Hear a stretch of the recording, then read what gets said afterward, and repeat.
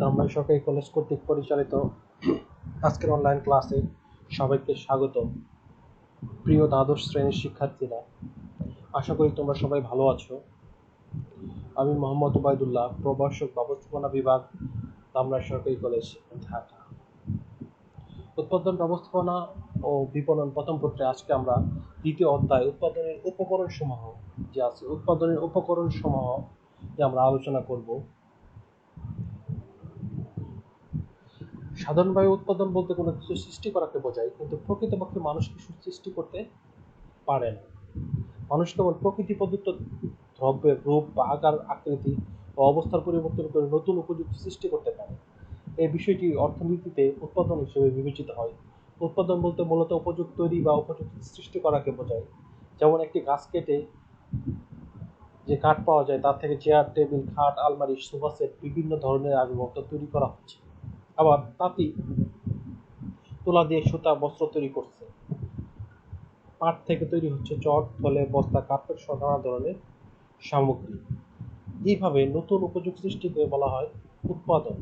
আমরা শিক্ষকবৃন্দের শিক্ষাদান, উকিলের আইনগত পরামর্শ, আর্কিটেকচার বা প্রকৌশলীর কাজ, এসব কিছু উপযোগ সৃষ্টি করে বিদায় এই সকল কার্যাবলী উৎপাদন বলে বিবেচিত হয়। তবে এই বিষয়গুলো সেবাজাত উৎপাদনের পর্যায়ে পড়বে, কিন্তু সকল প্রকার উপযোগ সৃষ্টি উৎপাদন হিসেবে বিবেচিত হয় না। যে সকল কাজ অর্থের দ্বারা পরিমাপ করা যায় না, সে সকল কার্যাবলী উপযোগ সৃষ্টি করলেও তাকে উৎপাদন বলা যায় না। যেমন পরিবারের সাংসারিক কাজ, সন্তান লালন পালন ইত্যাদি। সুতরাং বিক্রয়ের জন্য দ্রব্যাদি সৃষ্টি ও পারিশ্রমিক যুক্ত কার্যকলাপ সৃষ্টির মতো বিষয়গুলো কেবল উৎপাদন হিসেবে বিবেচিত হবে। উৎপাদন উপকরণের সংজ্ঞা: যে সকল প্রাকৃতিক এবং অপ্রাকৃতিক উপকরণের সাহায্যে পণ্য বা সেবার রূপগত ও গুণগত পরিবর্তন করে মানুষের ব্যবহার উপযোগী করে তোলা যায় তাদেরকে একত্রে বলা হয় উৎপাদন উপকরণ। উৎপাদন উপকরণ কাকে বলা হয়? যে সকল প্রাকৃতিক এবং অপ্রাকৃতিক উপকরণের সাহায্যে পণ্য বা সেবার রূপগত ও গুণগত পরিবর্তন করে মানুষের ব্যবহার উপযোগী করে তোলা যায় তাদেরকে একত্রে বলা হয় উৎপাদন উপকরণ। আমরা এই বিষয়ে যদি আরেকটু ডিটেলস বলি, উৎপাদন কাজে ব্যবহৃত হয় এমন সবকিছু উৎপাদনের উপকরণ হিসেবে বিবেচিত। উৎপাদন বলতে কোনো কিছু সৃষ্টি করাকে বোঝায়, কিন্তু বাস্তবে মানুষ কোনো কিছু সৃষ্টি বা ধ্বংস করতে পারে না। সে শুধু প্রকৃতি প্রদত্ত বস্তুর আকার আকৃতি পরিবর্তন করে ব্যবহার উপযোগী করে পণ্যে রূপান্তর করে মাত্র। মানুষ কর্তৃক এরূপ রূপান্তরকে উৎপাদন বলা হয়। তবে যে কোনো বস্তু আপনা আপনি উৎপাদিত হয় না। উৎপাদন করতে হলে কতগুলো উপকরণ বা উপাদান ব্যবহার করতে হয়। যেমন ফসল উৎপাদিত করতে হলে কেবল ভূমি হলে চলে না, সেখানে কৃষকের শ্রম, মূলধন ও সংগঠন লাগে। আবার কারখানা উৎপাদন করতে হলে শুধু মেশিন বা মূলধন হলে চলবে না, সেখানে ভূমি, শ্রম ও সংগঠনের প্রয়োজন পড়বে। অর্থনৈতিক দৃষ্টিকোণ থেকে উৎপাদনের 4টি গুরুত্বপূর্ণ উপাদান: ভূমি, শ্রম, মূলধন ও সংগঠন। এদের মধ্যে কোনো একটি প্রাকৃতিক, আবার কোনোটি অপ্রাকৃতিক। উৎপাদনের উপকরণ সংজ্ঞায় স্যামুয়েল এন নর্দাস বলেছেন, Factor of production is productive input such as labor, land, capital, the resources needed to produce goods and services. অর্থাৎ উৎপাদনের উপকরণ হলো উৎপাদন ইনপুট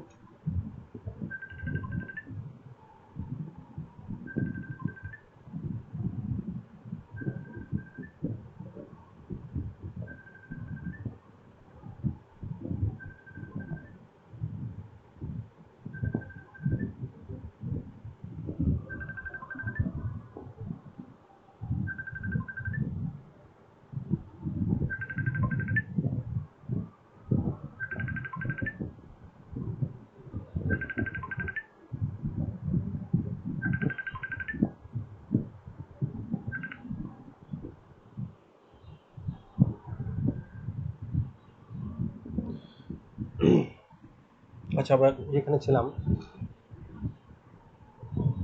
উৎপাদনের উপকরণ হলো উৎপাদনক্ষম ইনপুট, যেমন শ্রম, ভূমি, মূলধন, পণ্য বা সেবার উৎপাদনে এগুলো প্রয়োজন। উপরের আলোচনা থেকে আমরা যে জিনিসগুলো পাই সেগুলো উৎপাদনের উপকরণ হলো উৎপাদন কাজে ব্যবহৃত উপকরণ। উপকরণ প্রাকৃতিক, অপ্রাকৃতিক হতে পারে। উৎপাদনের উপাদান চারটি: ভূমি, শ্রম, মূলধন ও সংগঠন। প্রতিটি উপকরণের ব্যবহারিক মূল্য থাকে এবং ভূমি ছাড়া অন্যান্য উপকরণ হস্তান্তরযোগ্য। উৎপাদনের উপকরণ সমূহ। উৎপাদনের কয়টি উপকরণ রয়েছে? উৎপাদনের চারটি উপকরণ রয়েছে। কি কি? ভূমি, শ্রম, মূলধন, সংগঠন।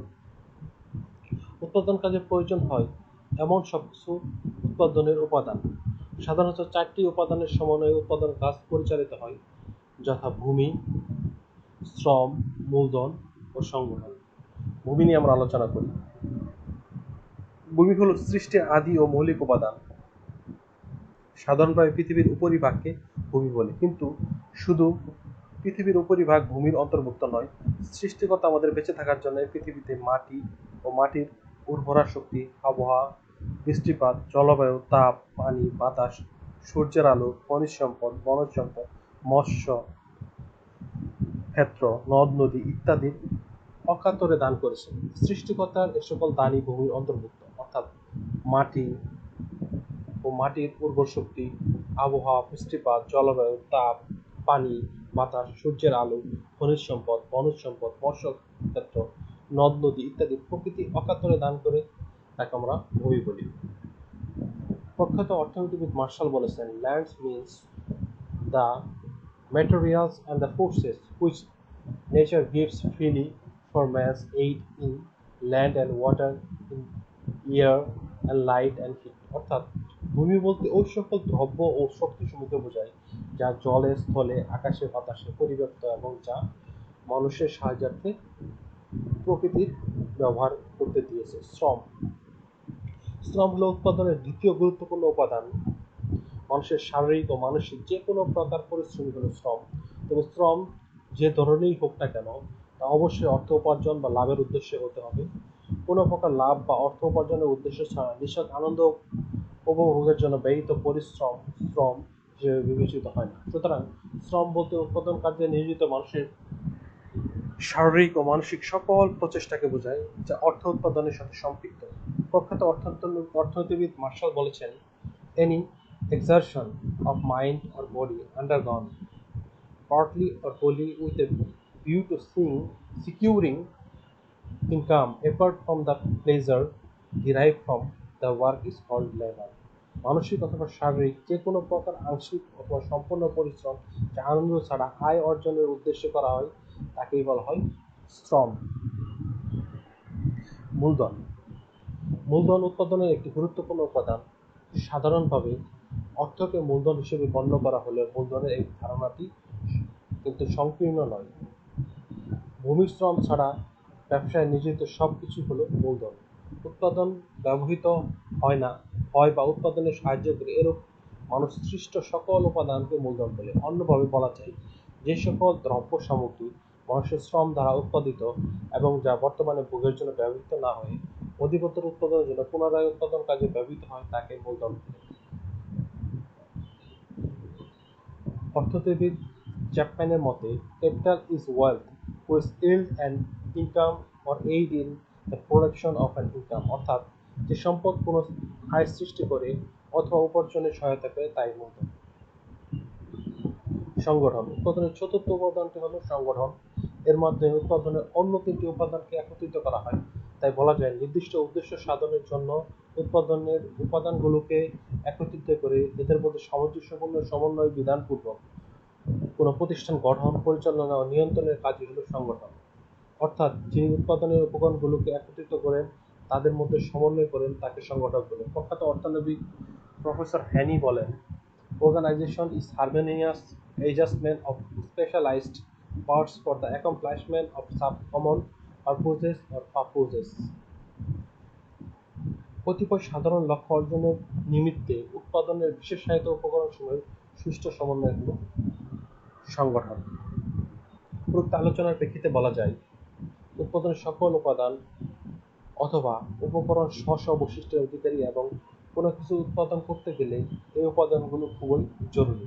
তবে অর্থনীতির দৃষ্টিকোণ হতে উল্লেখিত চারটি উপাদানকে উৎপাদনের উপাদান হিসেবে গণ্য করা হলেও অনেক ক্ষেত্রে ব্যবস্থাপনার দৃষ্টিকোণ থেকে উৎপাদনের উপাদানগুলোকে হলো শ্রম বলতে এখানে ম্যান, মেশিন, ম্যাটেরিয়াল, মানি, মেথড, মার্কেট, যেগুলোকে সংক্ষেপে 6M বলা হয়। এগুলো সংক্ষেপে কি বলা হয়? 6M বলা হয়। ভূমির ধারণা। সাধারণ অর্থে ভূমি বলতে পৃথিবীর ভূপৃষ্ঠ বা স্থলভাগকে বোঝায়, কিন্তু প্রকৃতপক্ষে ভূমি বলতে প্রকৃতি প্রদত্ত সকল সম্পদ যা উৎপাদন কাজে ব্যবহৃত হয়, যেমন মাটি, পানি, আলো, বাতাস, নদী, সমুদ্র, পাহাড়, পর্বত, বনজ সম্পদ, সূর্যকিরণ ইত্যাদি।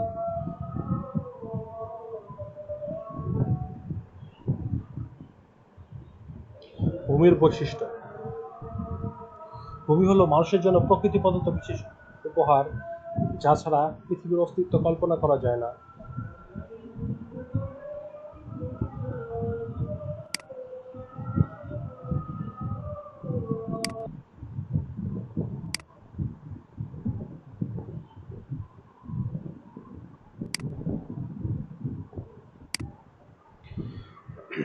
ভূমির বৈশিষ্ট্য আমরা আলোচনা করছিলাম। ভূমি হলো মানুষের জন্য প্রকৃতি প্রদত্ত বিশেষ উপহার, যা ছাড়া পৃথিবীর অস্তিত্ব কল্পনা করা যায় না। ভূমি বলতে শুধু পৃথিবীর উপরিভাগকে বোঝায় না, বরং প্রকৃতি প্রদত্ত সম্পদ যেমন মাটি, পানি, আলো, বাতাস, নদ, নদী, সমুদ্র, আবহাওয়া, জলবায়ু ইত্যাদিকে বোঝায়।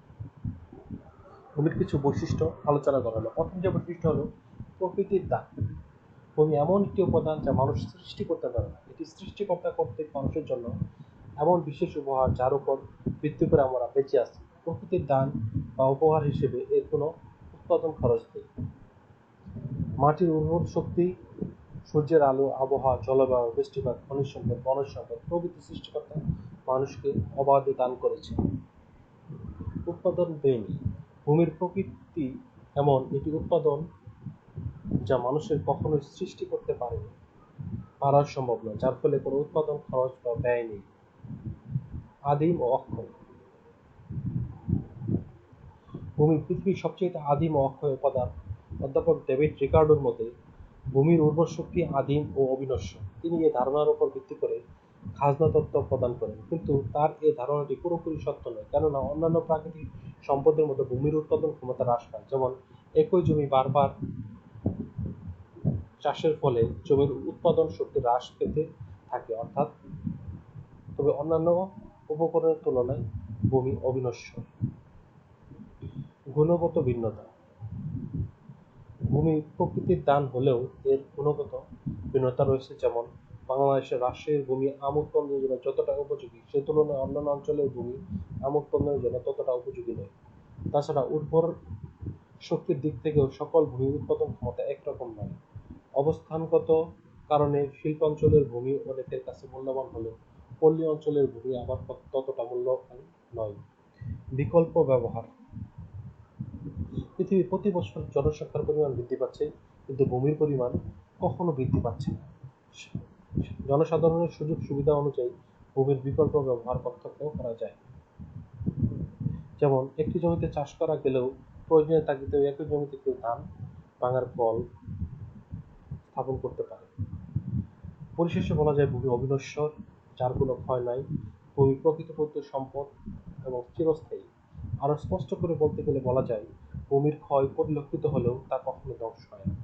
এর যোগান সীমাবদ্ধ হলেও ভূমি প্রকৃতি প্রদত্ত এমন এক ধরনের সম্পদ যার উপর ভিত্তি করে পৃথিবীর সকল কার্যক্রম পরিচালিত হয়।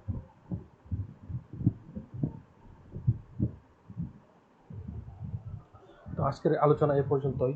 আমরা পরবর্তী ক্লাসে শ্রম, সংগঠন, মূলধন এসব বিষয়ে আরো আলোচনা করব। সে পর্যন্ত তোমরা সবাই ভালো থেকো, স্বাস্থ্যবিধি মেনে চলবে।